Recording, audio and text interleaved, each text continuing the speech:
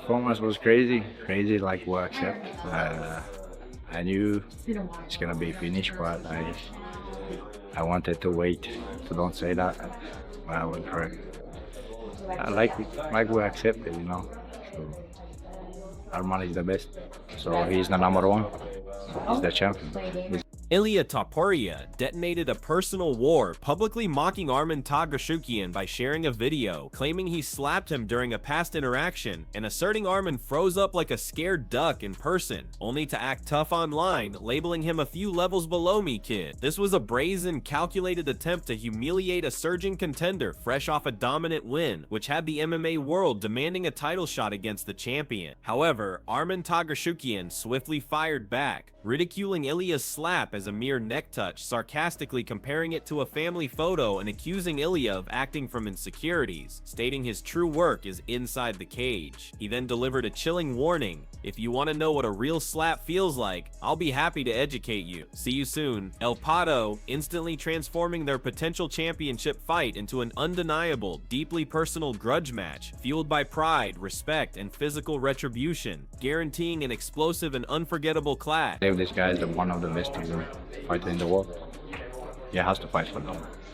Arman Tsarukyan's recent dominating performance against Dan Hooker at UFC Kodir, securing a submission victory in just the second round, immediately sent shockwaves through the lightweight division, igniting a fervent demand for a title shot. MMA professionals and Arman himself unequivocally believe this decisive win cements his status as the rightful next challenger to Ilia Topuria's championship. The sheer dominance displayed left no doubt about his readiness for the biggest stage, with his clinical precision and relentless pressure overwhelming a seasoned veteran. This resounding victory wasn't just another win, it was a powerful statement of intent, positioning Arman squarely at the forefront of the title picture, forcing everyone to acknowledge his legitimate claim to championship contention and setting the stage for an inevitable collision with the division's king. Arman is no fucking joke. Arman versus Ilia is an interesting matchup. I do not think the UFC will make Arman versus Ilia because I think they love Ilia as a champion. He's a great champion, and I don't think they really want Arman to become champion. He has a fucking legitimate chance at beating Ilia. I can't believe I said it. I think Ilia might knock him out, but if anyone has a chance of beating Arman at Ilia at 155, it's Arman, the Turkey Mound, Tsarukyan. Middleweight champion Khamzat Chimaev publicly weighed in, visibly impressed by Arman's brutal efficiency, now aggressively pushing for Tsarukyan to get the next title shot against Ilia. Chimaev didn't hold back, hailing Arman as the undisputed best in the division and the rightful number one, asserting there's no question he deserves a chance at the belt. This powerful endorsement from a fellow champion signals the gravity of Arman's performance, indicating that his skills transcend divisional boundaries and are recognized at the highest echelons of the sport. Khamzat's vocal support adds significant weight to the growing chorus of voices demanding Arman's shot, amplifying the pressure on the UFC to grant him the opportunity he has so clearly earned through his outstanding in-cage work and unwavering determination. Yeah, he said if you're gonna give me Arman, I'm gonna leave this title, so he should leave that title and give me anybody. I'm not gonna looking for easy fights. I can fight with anybody, and UFC knows I'm like open to anybody, and I don't know, he's trying to not call my name. He knows that the number one and the real fighter, it's me. However, a controversial theory emerged from Sean O'Malley, suggesting the UFC might deliberately steer clear of booking Ilia Topuria against Arman Tsarukyan. O'Malley believes the promotion clearly favors Ilia as champion, seeing him as a marketable star whose reign they are not eager to see Arman take. This cynical view hints at a potential corporate agenda where protecting a champion's narrative might outweigh strictly merit-based matchmaking. The idea that the UFC would actively manipulate matchups to safeguard a chosen champion adds a layer of behind-the-scenes intrigue to the lightweight division, implying that Arman's path to the title could be artificially obstructed not by his skill, but by the promotion's strategic preferences, making his journey even more challenging and fraught with political undertones. What was an incredible performance from Arman Tsarukyan. Dan Hooker, I think it's fair to say that everyone loves this guy. He's very entertaining.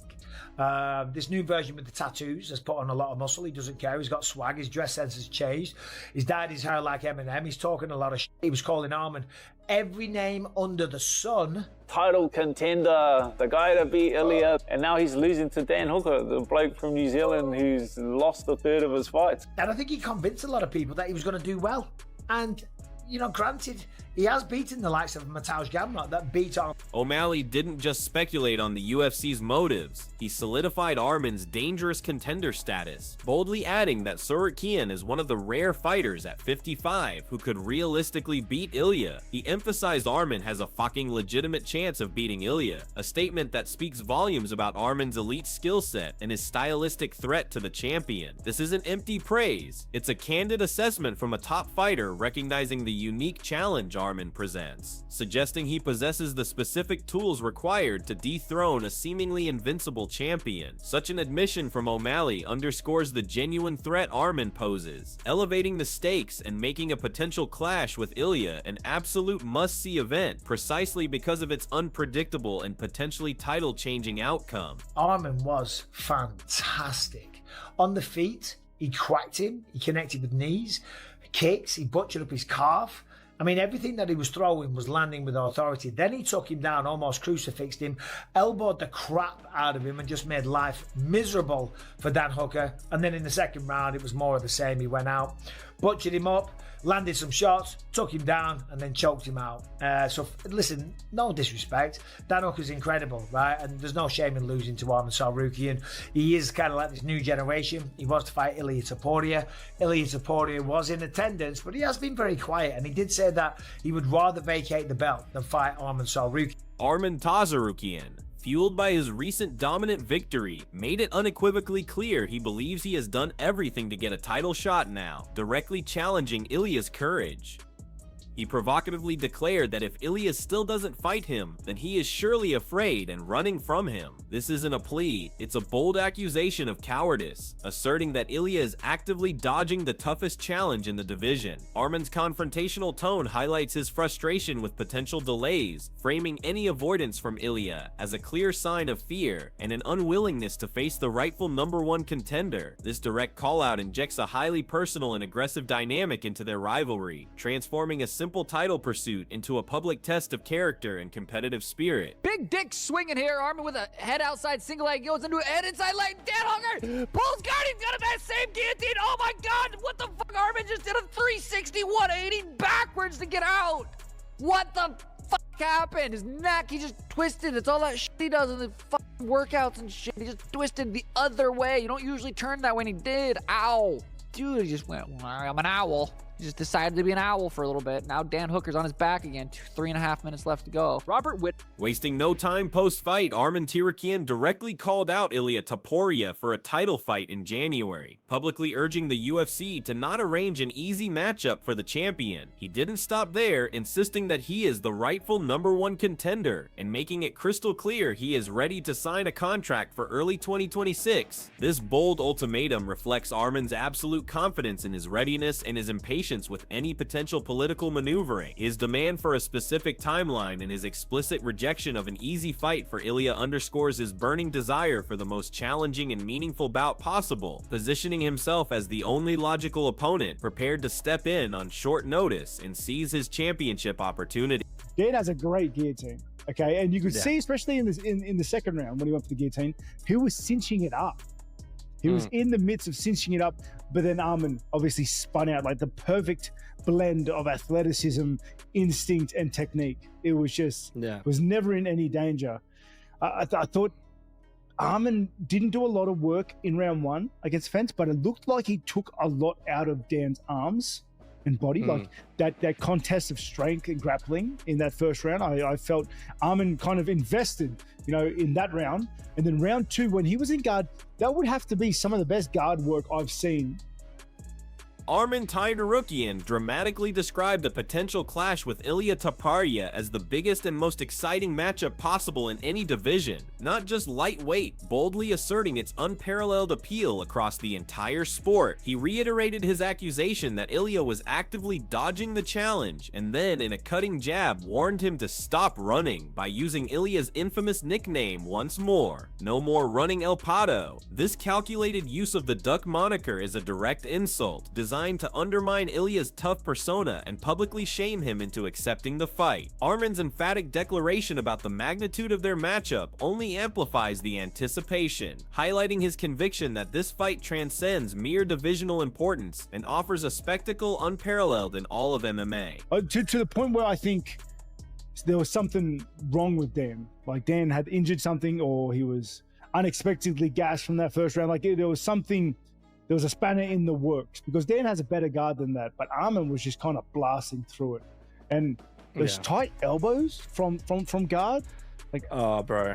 I don't know. I was looking at his flexibility of his shoulders, man, and the speed and the shorter arms than Dan, obviously, because Dan looked like a giant there. Arman looked tiny up against Dan, okay?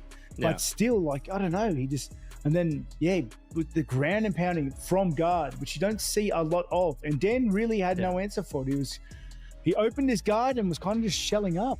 Arman Tsarukyan intensified his challenge to Ilia Topuria, issuing a stark ultimatum: step up or step aside from the championship. He pointedly remarked that Ilia consistently keeps dodging the tough matchups, directly accusing the champion of cherry-picking opponents. Arman forcefully clarified his own intentions, stating, "I'm not looking for easy fights, I can fight with anybody," making it unequivocally clear that he is prepared for the most formidable challenge available. He cemented his position by declaring himself the fighter who deserves this shot at the belt, framing any alternative matchmaking as an injustice. This bold challenge not only demands the title fight, but also questions Ilia's legitimacy as champion if he continues to avoid the most dangerous contender.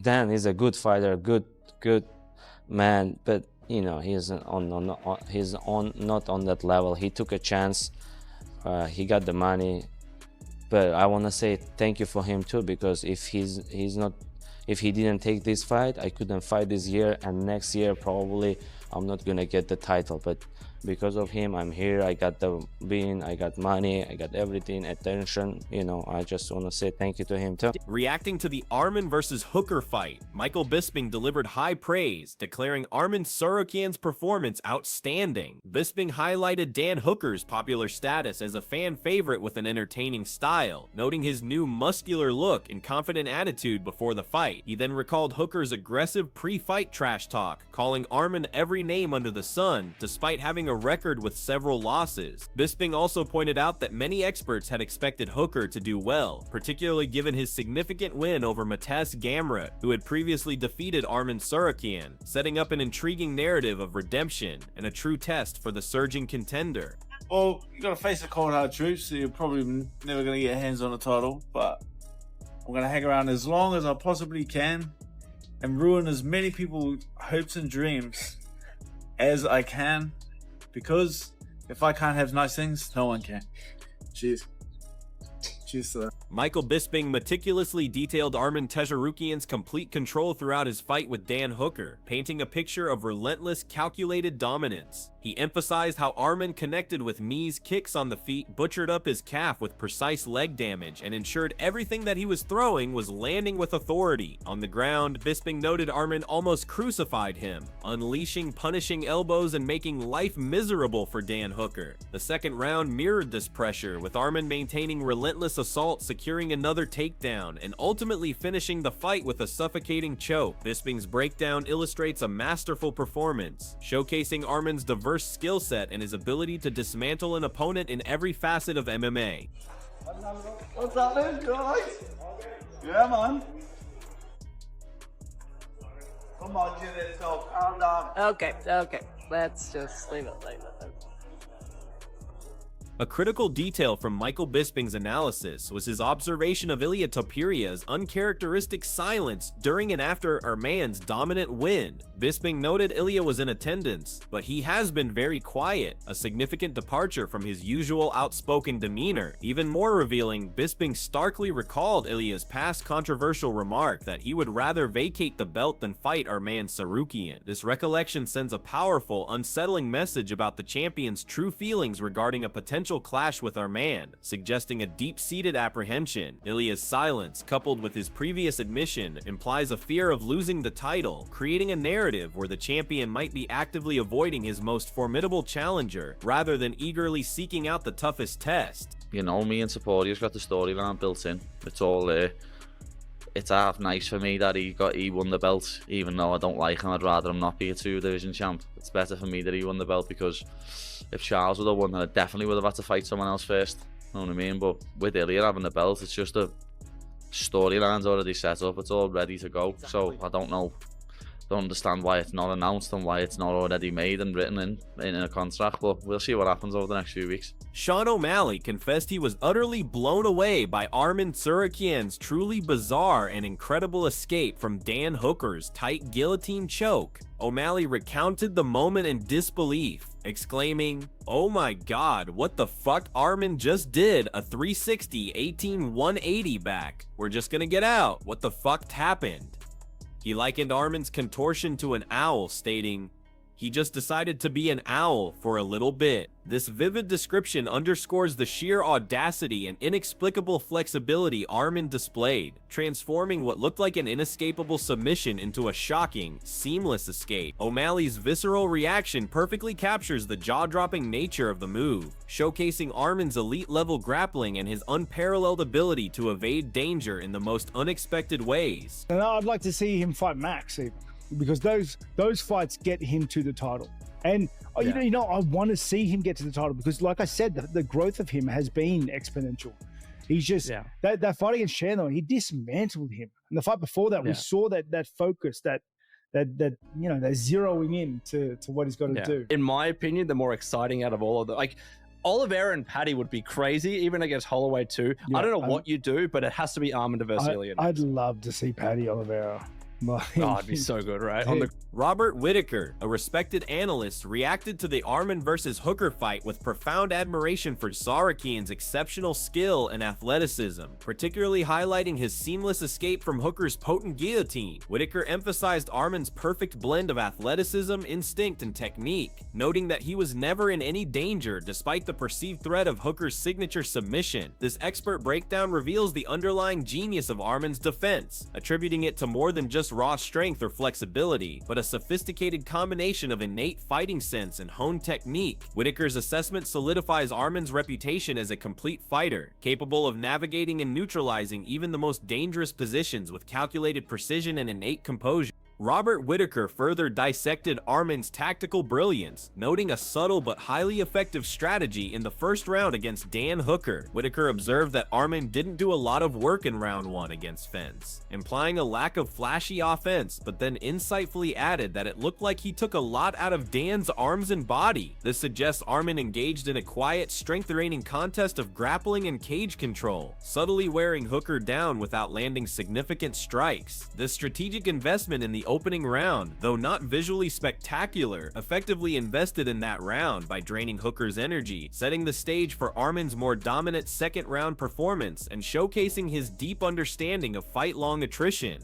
In the second round, Robert Whitaker was particularly struck by Arman's ground game, unequivocally stating that Tsarukyan's guard work and positional control were some of the best guard work I've seen. I don't know in a while. This high praise from a seasoned fighter and analyst emphasizes the exceptional quality of Arman's grappling from top control, illustrating his ability to maintain dominant positions with remarkable composure and efficiency. Whitaker's observation highlights a level of technical mastery that goes beyond mere strength, showcasing Arman's nuanced understanding of leverage, weight distribution, and submission threats, ultimately demonstrating a fighter who is not just good, but operating at an elite world-class level, stifling any attempts from Hooker to escape or retaliate effectively. Robert Whitaker then keenly observed that something seems off with Dan Hooker, speculating that he had injured something or he was unexpectedly gassed from that first round, noting that Dan has a better guard than that. Despite Hooker's compromised state, Whitaker lauded Arman for blasting through it with relentless pressure and tight elbows from inside the guard. He also expressed astonishment at Arman's flexibility of his shoulders and speed, particularly marveling at how Arman, who looked tiny up against Dan, still completely controlled the positions. Whitaker further highlighted Arman's rare ability to pull off rare submissions from guard, while Hooker struggled to respond, underscoring Tsarukyan's comprehensive dominance and unique physical attributes. In a display of genuine sportsmanship, Arman Tsarukyan took a moment to publicly thank Dan Hooker for accepting their fight, admitting that without Hooker stepping up, I couldn't fight this year, and next year, probably, I'm not gonna get the title. He openly acknowledged that Hooker's decision not only kept him active, but also brought him money, attention, and bigger opportunities moving forward. This candid recognition of his opponent's role in his career trajectory reveals a humble and appreciative side to Arman, showing respect for Hooker's willingness to take a challenging matchup, ultimately paving the way for Tsarukyan's current position at the precipice of a title shot and underscoring the mutual respect that sometimes transcends the competitive fire. Dan Hooker responded to Arman's appreciative comments with an equally classy gesture, returning the respect and acknowledging the sportsmanship that permeated their post-fight interactions. Hooker simply replied, "Respect, mate, absolute class," a concise but powerful statement that spoke volumes about his character in defeat. This brief exchange highlights a rare moment of genuine admiration between two fierce competitors, demonstrating that even in the high-stakes world of professional fighting, mutual respect and integrity can prevail. Hooker's gracious acceptance of defeat and his recognition of Arman's sentiment further solidify his reputation as a true professional, adding a layer of sportsmanship to an otherwise intensely competitive and sometimes volatile sport.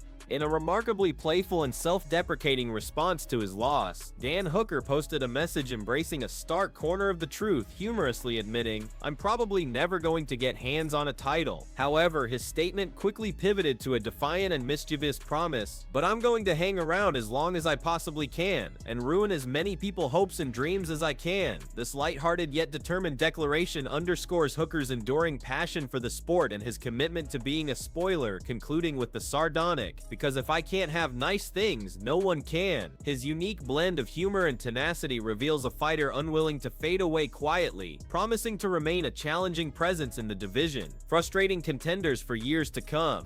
Adding another layer of intrigue to the lightweight title picture, Paddy Pimblett and Ilia Topuria had a notable verbal exchange when their paths briefly crossed at UFC Qatar. Although seemingly friendly on the surface, this interaction served as a subtle reminder of their deep-seated old beef, signaling an unresolved rivalry that continues to simmer. Paddy Pimblett is widely regarded as another top contender for Ilia, precisely because of this pre-existing animosity, which makes their potential matchup a highly marketable and emotionally charged affair. This brief encounter reignited speculation among fans and analysts alike, suggesting that a clash between these two fierce rivals, fueled by a history of animosity, remains a compelling and high-priority bout that could significantly shape the division's future. Paddy Pimblett openly expressed his frustration over the prolonged delay in finalizing his anticipated fight with Ilia Topuria, admitting he doesn't understand why it's not announced and why it's not already made and written in a construct book. Despite his impatience, Paddy revealed a shrewd strategic perspective, noting that Ilia having the belts, it's just a story, implying the championship status only enhances the narrative of their long-standing beef. He even preferred Ilia winning the belt over Charles Oliveira, stating it's better for me that he won the belt for their rivalry. This insight into Paddy's mindset shows he views the title as a powerful storytelling device, recognizing its potential to elevate their personal feud into a blockbuster event, even as he anxiously awaits a contract. Concluding the discussion on potential title challengers, Robert Whitaker offered a strategic path for Paddy Pimblett, emphasizing that for Paddy to truly earn a shot at Ilia's belt, he first needs to take on Charles Oliveira. Whitaker believes that a matchup with Oliveira would unequivocally bring Paddy closer to a shot at the belt, framing it as the essential next step in his career progression. He expressed genuine excitement at the prospect, stating he's eager to see him compete for it, highlighting the immense potential and growth he sees in Pimblett as a fighter. This expert recommendation provides a clear roadmap for Paddy, suggesting that a significant test against a former champion is the deserved gateway to championship contention, ensuring that when he does fight for the title, it will be a truly earned opportunity.